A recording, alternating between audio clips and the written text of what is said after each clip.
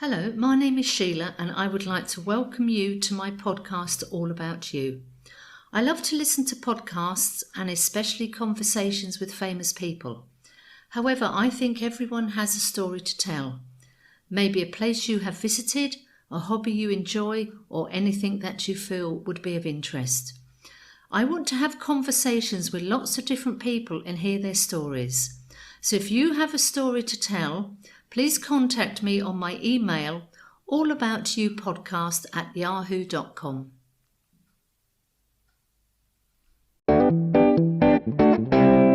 Welcome to the All About You podcast. It seems finally the skies are opening up again and people are beginning to travel. So when you take a flight, do you ever pay much attention to the uniform your cabin crew are wearing? And do you think what the cabin crew wear is an important part of the image of an airline? Well, my guest today can throw some light on this. My guest is Juke from the UK, and he is a collector of airline uniforms. Juke, welcome to the All About You podcast. Hello, Sheila. Thank you for having me. Well, I am so excited about this conversation. I think my love of flying probably started when I was about 14, I think. And I have to say, I have always paid attention to what the cabin crew wear. I think it's such an important part of an airline's branding because it's something that, when you're in an airport terminal, you notice the cabin crew when they walk through. And I think those of us that have been crew at some time or other, have noticed people staring at us, wondering where we're off to, things like that. And when I've been at, dinner parties, things like that, and people have found out I'm crew, one of the first things people speak to me about, other than, favourite place to go, is the other day we were flying out of Gatwick and we saw Virgin Atlantic's uniform. It seems to really resonate with people. I think it inspires confidence. When you see a really well turned out crew in smart uniforms, clean uniforms, and they're all immaculately presented, that's the airline I want to get on. I can't stand sloppy uniform standards. Any crew that have ever flown with me will know that I'm a bit of a stickler for things like that. I think that's a very valid point. I mean, I think one of the most iconic uniforms has got to be Virgin Atlantic. And as in the TV advert a few years ago, when you see a group of cabin crew walking through the airport, they've got the red high heels on, they've got the red uniform, the red lipstick, they are groomed to perfection. Everybody's just like, oh my God, yes. And I think Richard Branson was very, very clever using someone like Vivienne Westwood. I mean, she is known as being out there. She does sexy uniforms. She understands the female body very well. I think that was just piece de resistance. I think that was amazing. It really was. And what I love about Virgin Atlantic when it comes to things like their uniform is they are invested in that colour red. That's not going anywhere anytime soon. And it is such a smart move because red anywhere stands out, but particularly in an airline terminal. And when Virgin Atlantic did start back in the 80s, that was sort of the transition period of, stewardesses becoming cabin crew, flight attendants, it becoming more formal. And the fun of flying was being sucked out. You were getting very conservative, very dull coloured uniforms.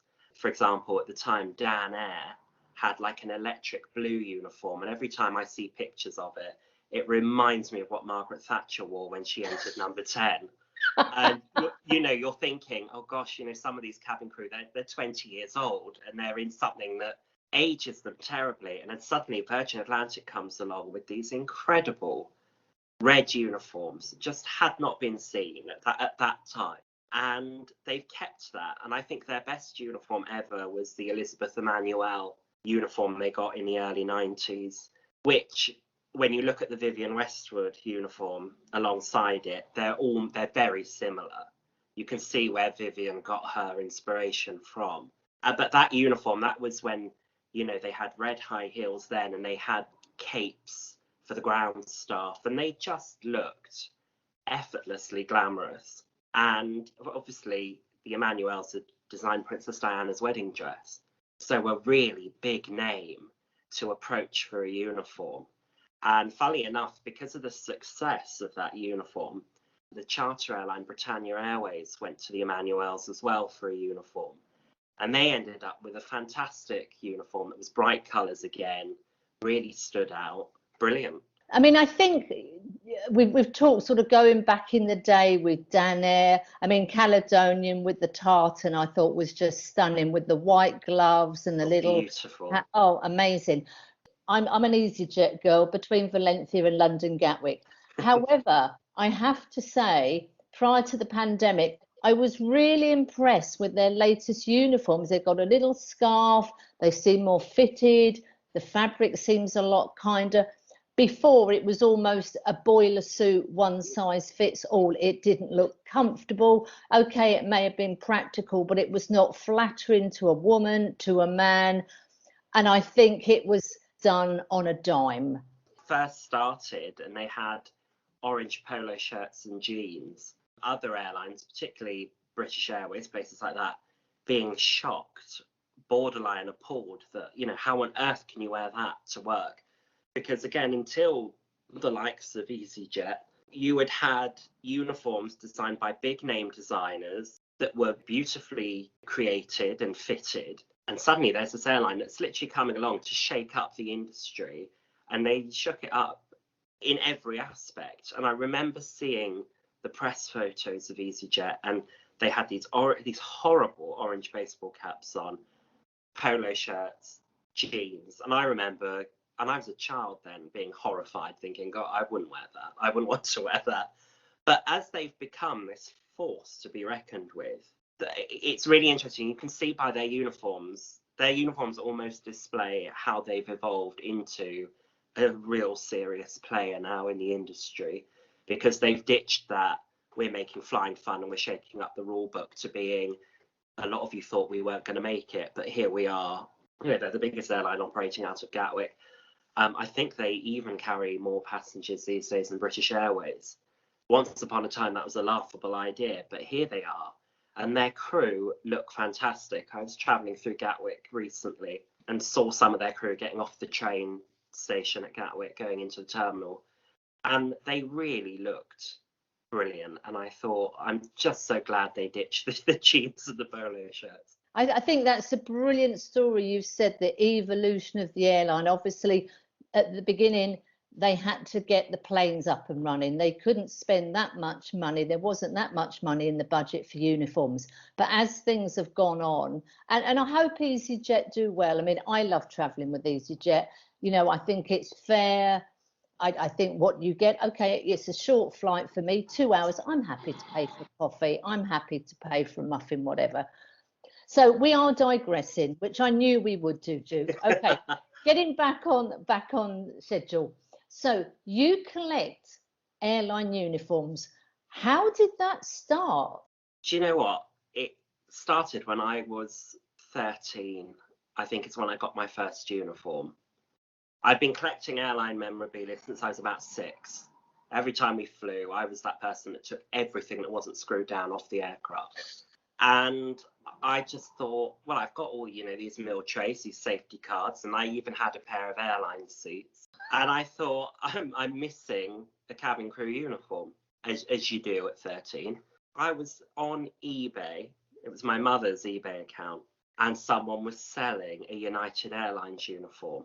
And I thought, right, you know, that'll do. And I bought it. And then the person that was selling it contacted me and said that their job was they cleaned out the crew lockers at Heathrow, and that's how they'd obtained this uniform. Well, in their time clearing out all these lockers, they'd obtained quite a few airline uniforms, and they just wanted to get rid of them.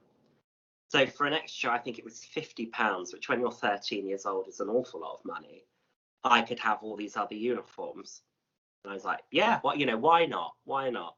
And I will never forget the look on my parents' face when literally 6 very large boxes turned up. And my mum was like, you know, what the hell is that? And I went, oh, it's a load of uniforms.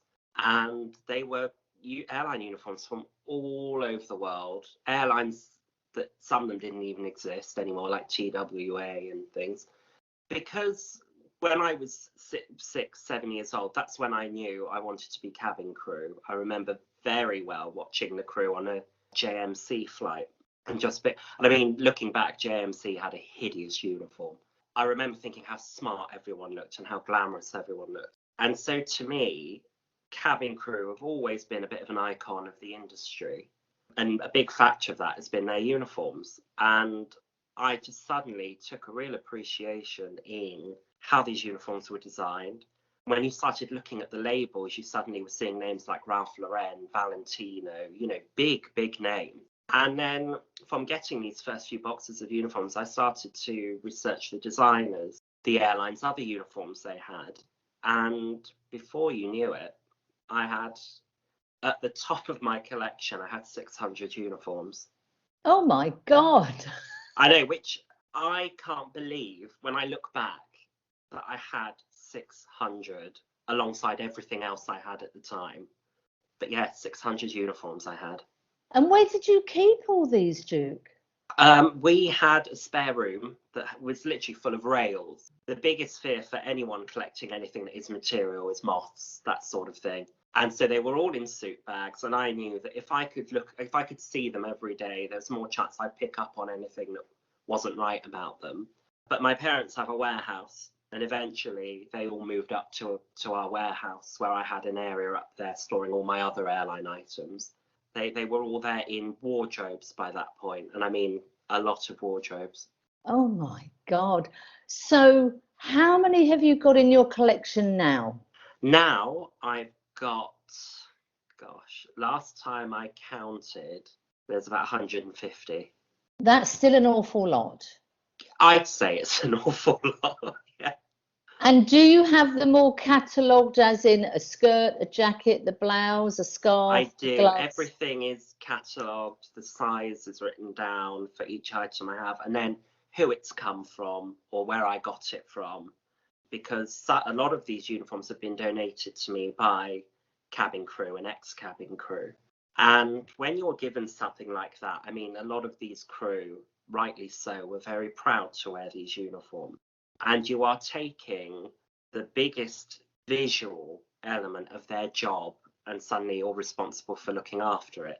And the number of times I've been given a uniform and that crew member has sent with it their graduation photo when they first got their wings, and they're wearing it. And suddenly it goes from being a uniform to being a piece of history. It's part of someone. And so if I have the paperwork or even the uniform standards manual they've sent with it, that's all catalogued as well. And the other thing is that some of these uniforms, they don't just come with a jacket, skirt and blouse and a scarf. They have a hat, they have shoes, they have handbags, they have crew bags, they have suit carriers. So it takes up a lot of space storing a lot of it. But I love it. I mean, it keeps me out of trouble, I think. I mean, I love the way that you are a guardian of something that was so important to somebody's life. With most people who accrue, you don't go into it for the money. You go into it because you've got an interest in aviation, or you like working with people, or you like traveling, you like flying. You're not generally in it for the money. A lot of people aren't aware of the amount of training crew do to it. It's not just chicken or beef and 3 days layover in the Caribbean. But you being a guardian of the uniform of these people, and as you say, their graduation photograph, I mean, that is really nice what you're doing. It's really lovely. And recently I attended a British Airways long haul crew reunion. And honestly, Sheila, it was the closest thing I think I've ever felt to being famous. Because I've spent the last year, obviously, with the pandemic, people have been using their time in ways they never thought they would. So they've been clearing out attics and garages and sheds. And people were coming to me going, "Oh, Duke, I've just found my old winter skirt from 1985. Do you want it?" Things like that.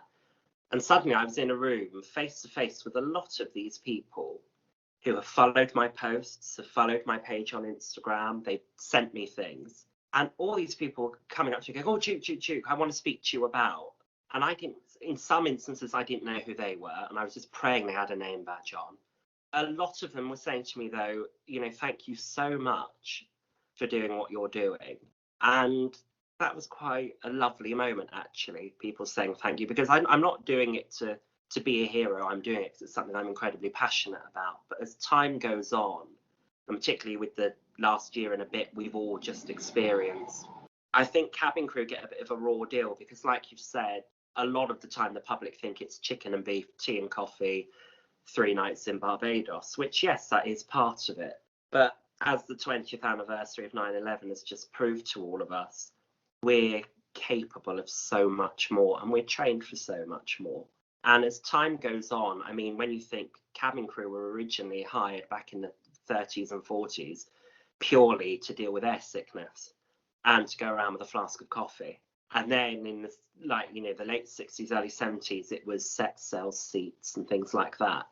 It's only really since the mid 80s did our role get taken seriously by the airlines. But so much has changed over time. I mean, the wages have changed. Like you said, no one does this job for the money, because I think people would be shocked at what cabin crew earn when you think of the immense responsibility. But equally, some of these crew flew in a time when in first class you were carving a roast, you were carving a joint, and they used to carry with them a carving set. And I've worked with crew and I've met crew who've done royal tours where they've gone all around the world with the Queen back in the 70s, and the training they had to go through for doing nose flights. And I just feel that it is so important to preserve basically the importance of our cabin crew and our pilots, because I do feel quite strongly they're quite an undervalued part of the industry. It's long been a bit of a joke that airlines would fly planes empty if they could make money out of it. But I do feel that cabin crew and pilots, they do an incredible job. They get us from A to B safely, comfortably. I just feel that by preserving these people's careers and the hard work they've done, some of these crew have flown for 45 years, they'd get less for murder, given their life to these companies. And I just find it incredible. I find them incredible. So if we talk about the uniforms now, so you've cut your collection down now. I have. Are you specialising in one particular airline, or are you still collecting different ones? Basically, because it was getting to the stage where there was so much and it was so hard to keep on top of everything. I mean, I've got a friend called Cliff. He lives in Amsterdam. His uniform collection runs into the thousands. He would probably laugh at me saying, oh, I couldn't manage 600 uniforms, because he obviously handles so many more.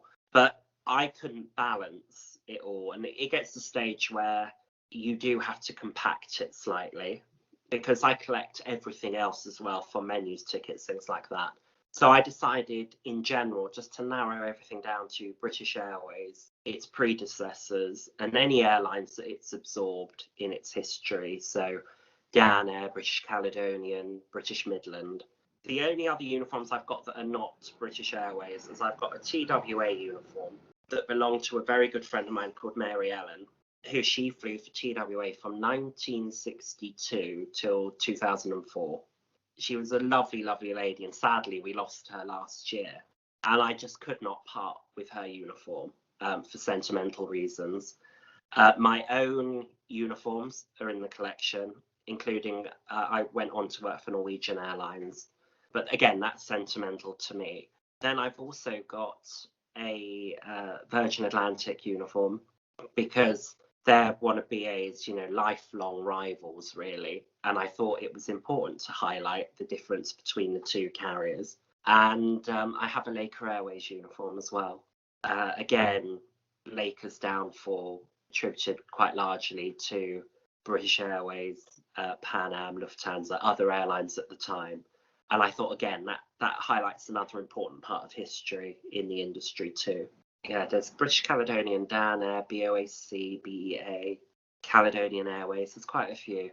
I mean, that's quite interesting, you just alone giving the list of all the airlines that have been absorbed by BA. It's quite something when you think once upon a time there were a huge number of independent carriers in the UK, and now there are so few compared to what used to be. You used to go to Gatwick, for example, and you would see BA, Monarch, Caledonian, all these different companies, Britannia and people like that. And now, because the only way a lot of airlines were able to survive after 9/11 was through mergers and acquisitions, and a lot merged and became TUI, for example. Britannia disappeared into that.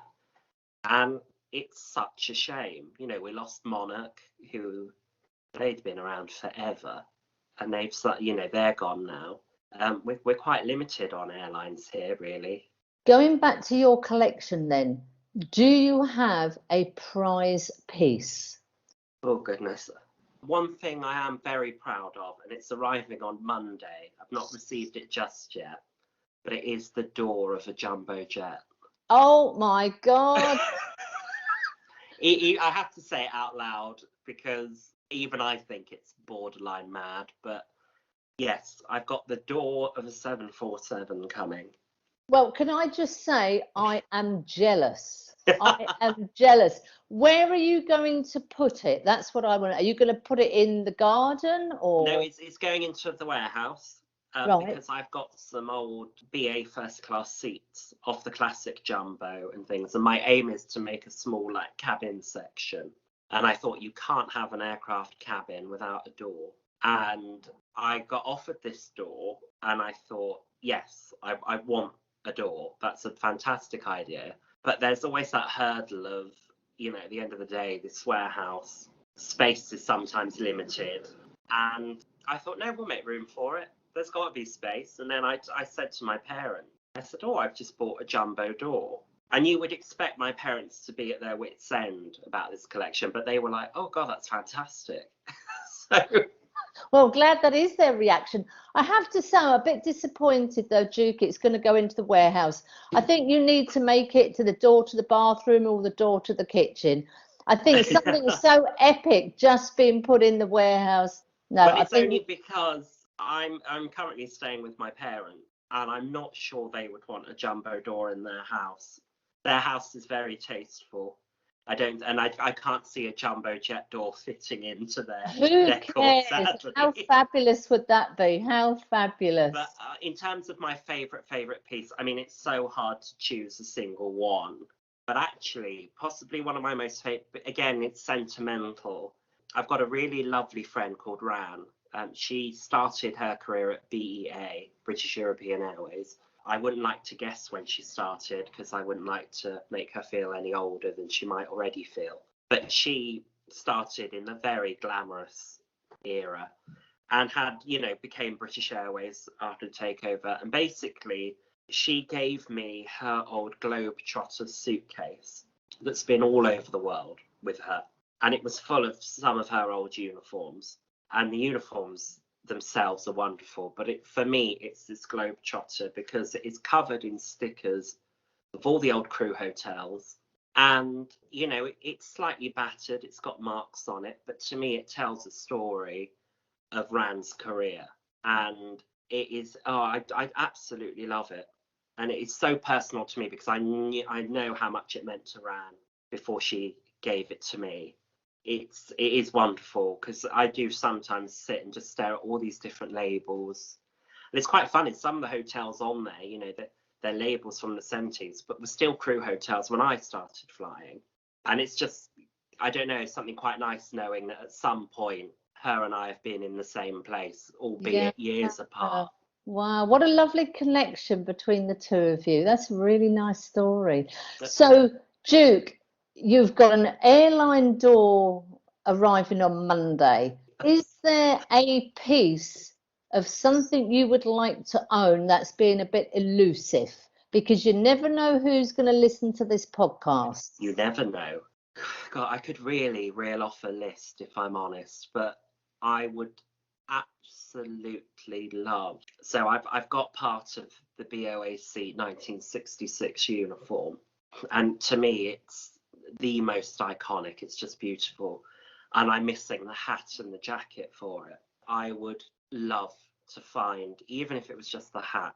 It is such a lovely uniform, and it's nice as it is. I've got the skirt and the blouse and the coat for it, but it really needs the hat in order to display it properly. So that would be a big thing. Or a jumbo jet if anyone's got one to spare, preferably with some land. You know, I'm not asking for too much. Well, I mean, you do hear, I mean, people have turned train carriages into restaurants. And I did hear during the pandemic, I can't remember which it was, whether it was in the Far East or something, one of the airlines was literally configured the aircraft into a restaurant and was serving airline food on board. And you could book to go and have lunch or dinner on the aircraft. You were served in your seat in an airline setting. I think it was like a first class thing. I get that, and I would pay for that. Oh, I get it. People would think I'm mad, but I would do that, absolutely. Oh no, with Thai Airways and Singapore Airlines were doing Yeah, it. that's And I it. thought Yeah. it was a fantastic idea Yeah. because it's suddenly giving work to a lot of people who've been out of work for a while. You know, the crew, the caterers, people like that. And there's a chap in Los Angeles who he has built a replica Pan Am first class cabin, Clipper class cabin, upper deck lounge and all of this. And you basically book a ticket to go on a flight back in time. And they have authentic menus, all the china, everything is authentic. And the girls serving the meals are wearing the old uniforms. And depending on which cabin you book, it's the kind of meal experience you get. But, you know, they play films from the period. And it's just wonderful. It's pure escapism. Oh, I would so pay to do that. I so would. Oh, I would. I absolutely would. Got several items on your list. Yes. Where do you get stuff from? I mean, you've said people donate it to you. Once I guess people know what you do.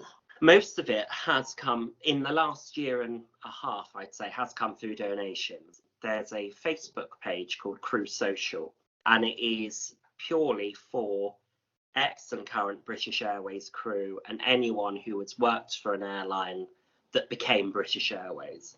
I was posting bits of my collection on there, and suddenly people were coming to me going, oh, I've just found my old first class manual from 1983. Would you like it? And it started off this trend where there, at one point, every other day I was receiving a box full of items, which was just wonderful. But when it's not donations, it's things like collectors' fairs, the internet, and then just friends and relatives flying as passengers. And it's funny, they say to me, was there anything you're missing? And it's ridiculous because sometimes I'm saying to them, oh yeah, do you know what? I'm missing a tray liner for economy. I mean, I say it out loud and I realise how geeky it sounds, but when you're trying to preserve every aspect of a company and its history and its branding, there's an awful lot of minute detail that has to be taken care of. And it is sad. I mean, my father has come to collectors' fairs with me and he's seen me get really excited about a napkin because I've been like, oh my God, I've got everything for that place setting from 1965. I'm missing the napkin. I've been looking for it for 10 years or whatever. That's what my life has become. So your family presumably are quite accepting of this. You know, you've grown up loving aviation, you've worked for airlines. Luckily, your family have got a warehouse, so that's quite handy. What about your friends, though? Friends that are not connected with the airline industry, do they think you're bonkers or? Some of them do. I mean, because I'm the same way. I love anyone with a passion, whether it is for, I don't know, collecting thimbles or whatever.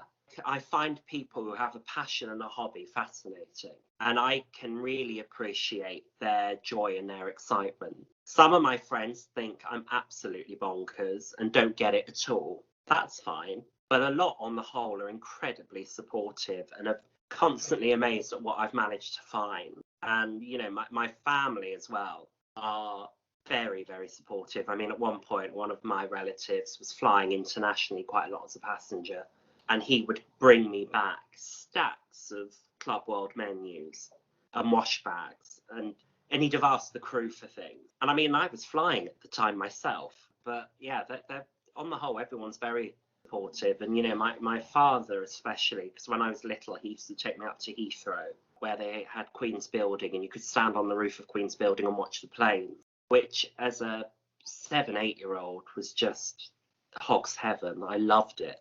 And he knew I wanted to fly, he knew I wanted to be cabin crew.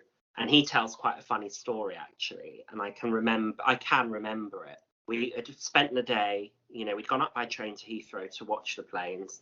I must have been about 9 years old, and we'd gone into Terminal 3 for lunch. And on the table next to us was an Air New Zealand crew. And I don't know if they had just arrived or if they were going, but I could not take my eyes off them.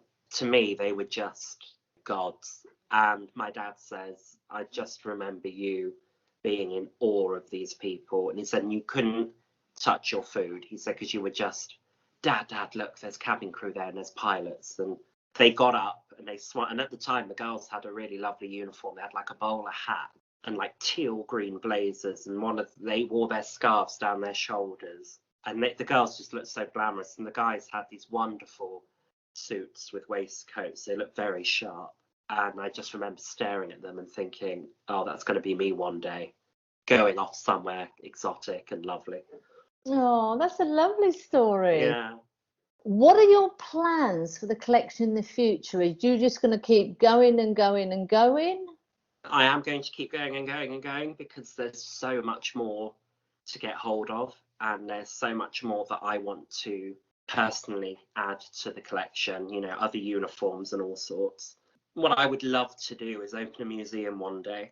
British Airways has a heritage centre at their head office. Very good, very comprehensive and lovely. But is that open to the public? It is in normal times. In COVID times, it's closed. Right. But the thing is because it's in the head office, it's very corporate.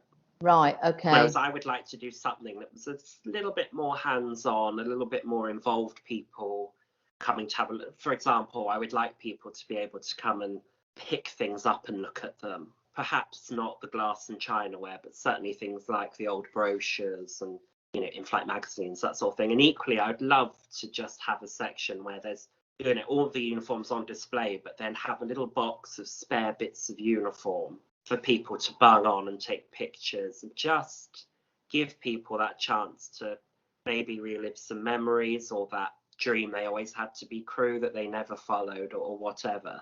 I just want it to be really immersive and really entertaining.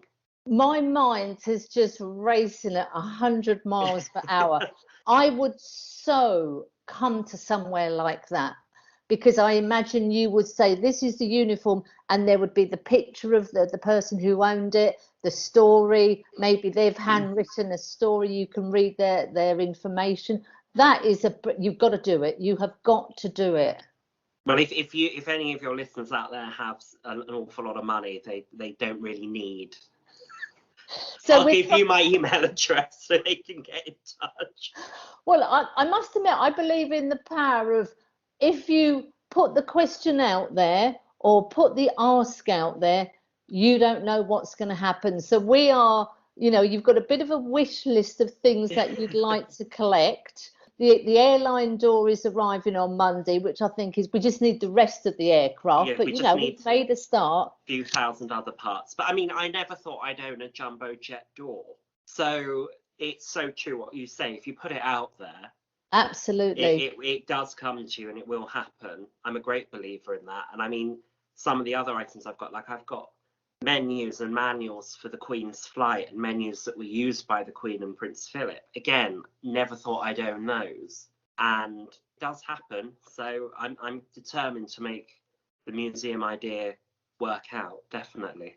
And I can just envisage it now, you know, as you say, the individual stories of people who owned the uniforms and the crockery, the glassware, as you say, the menus, absolutely brilliant. One thing I want to talk to you about, Juke, before we finish. The reason I got in contact with you is on social media. You did a post about a BOAC themed dinner party.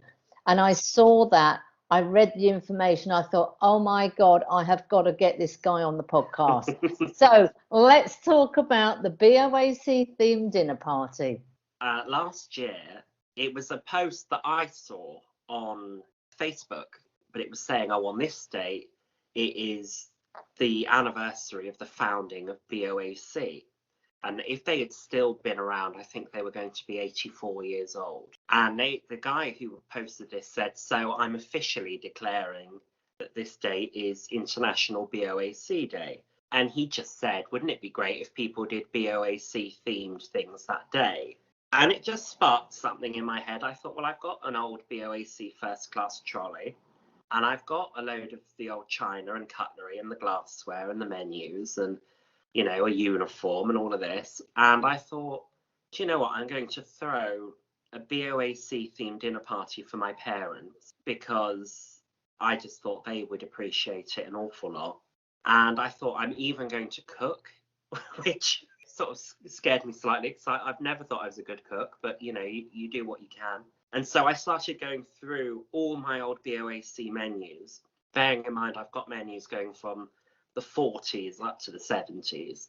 And I started to notice these reoccurring dishes, side dishes and things like that, and canapes. So I scanned one of my favourite menu covers that is it's a beautiful graphic print of two gentlemen and a lady having drinks on a balcony overlooking New York.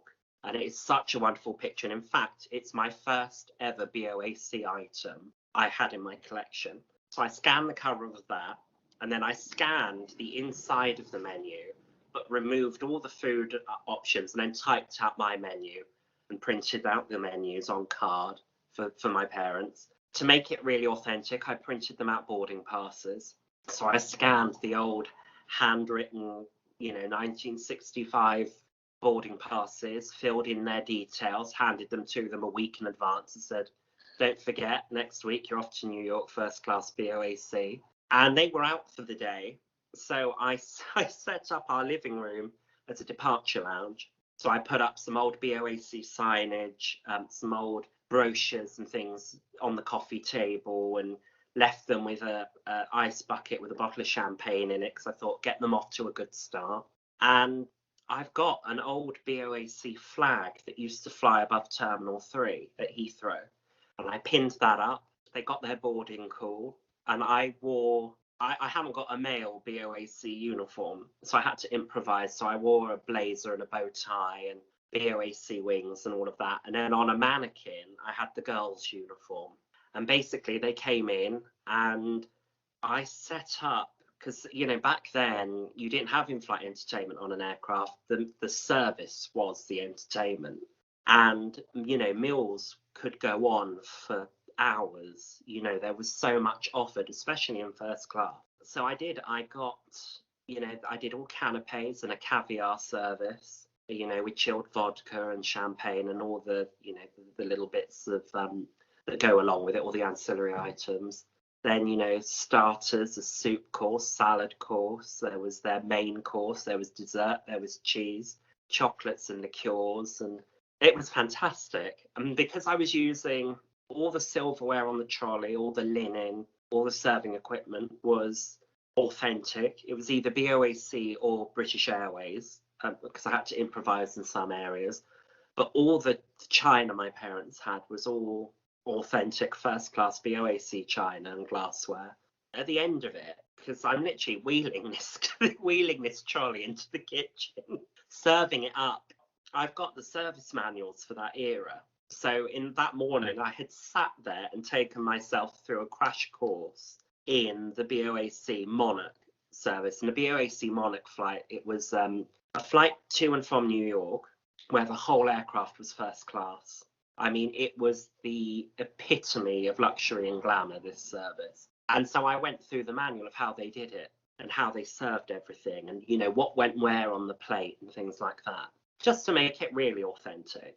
And I spoke to a few ex-BOAC trainers as well to say to them, can I just ask, how would you put this on the trolley? Or, what would be the best way to serve this? And they were wonderful. They came back to me and going, for Christ's sake, don't forget doilies. They loved a doily at BOAC.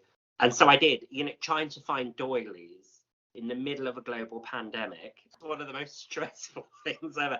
But I now have a good supply of about 300 paper doilies, because I couldn't get them in a small quantity. I had to literally go to a caterer and bulk buy them.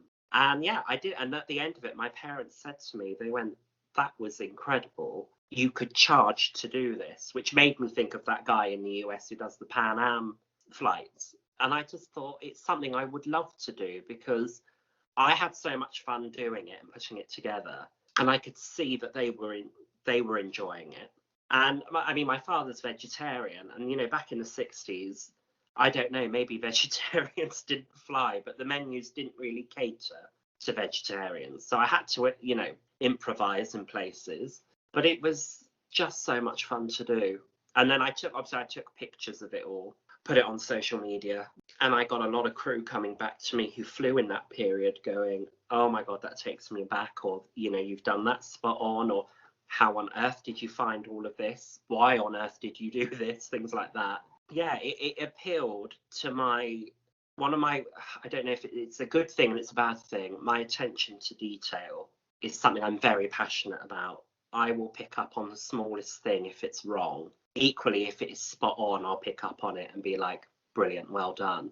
So it really appealed to me, all that effort that the airlines used to go to give their passengers an experience. You know, you were saying earlier on about being a fan of Easyjet, and what Easyjet does is fantastic. But of course, there's no real intense training to serving a box of Pringles or a bacon sandwich. There's only one way really to do that. Whereas back then, you know, you had to learn how to correctly serve caviar and with mother of pearl spoons and all of that. I mean, there was so much to it. And it's a period of flying we're very unlikely to really see again, unless perhaps you're flying on a corporate aircraft, which, you know, if you're lucky enough to do that, you might see glimpses of that world. But I love doing it and I can't wait to do it again. And actually, I've just been on holiday in Cornwall, and two of our friends said, we really want to come to yours for that BOAC dinner. And I was like, we'll do it. But they were so funny because they said, well, we want to be sat in first class, but we want your parents to sit in economy. And I've got some British Caledonian economy class seats.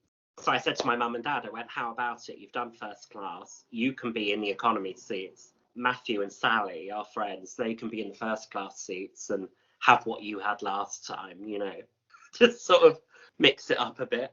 I can just see the bones of a new business starting here. You've got the airline door arriving on Monday. You need the rest of the aircraft, and then you can do themed dinners, theme parties, your attention to detail, which, you know, to you, I should imagine, gives you as much pleasure doing the research as it does actually carrying out that experience. I think you're definitely getting the bones of your entrepreneurial spirit going, definitely. I hope so. I mean, the one thing I would do differently is I would have someone to serve it with me, because of course when you're on an aircraft you're a team in the cabin, so there is someone in the galley getting everything organized whilst you're out in the cabin perhaps doing drinks. When you come back with your trolley, the next bit set up ready to go. That was where it got a bit stressful, that I was literally running backwards and forwards trying to restock items, get the next bit ready. And of course, I'm cooking it as well. Unfortunately, no caterer available. So I loved it. I got such a thrill out of doing it. Seeing my parents really enjoy it as well. And then them saying afterwards, you should do something with this. And it's definitely something I would love to do.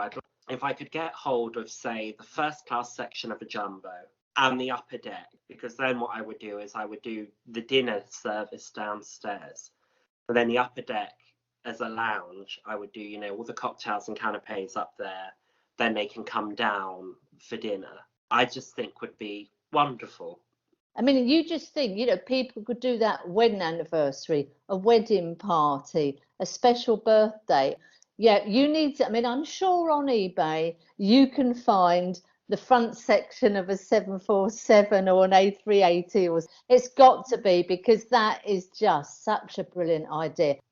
A while ago, afternoon tea was like, oh, everyone's got to do afternoon tea. Now it's getting a bit passé.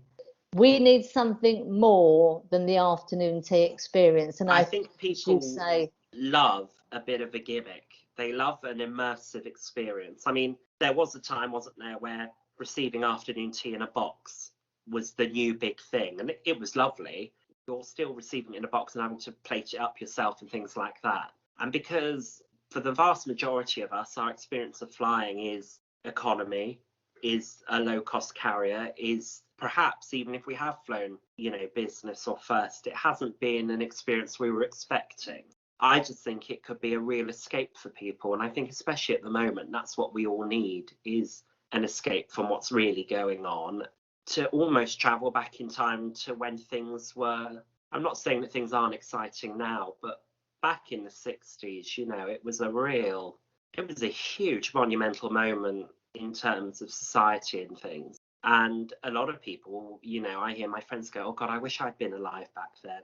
All these people that go to Goodwood all dressed up and things like that. I mean, people love things like that. So why not make it an experience where people can, at least for an evening, go back to the 60s and have a great time.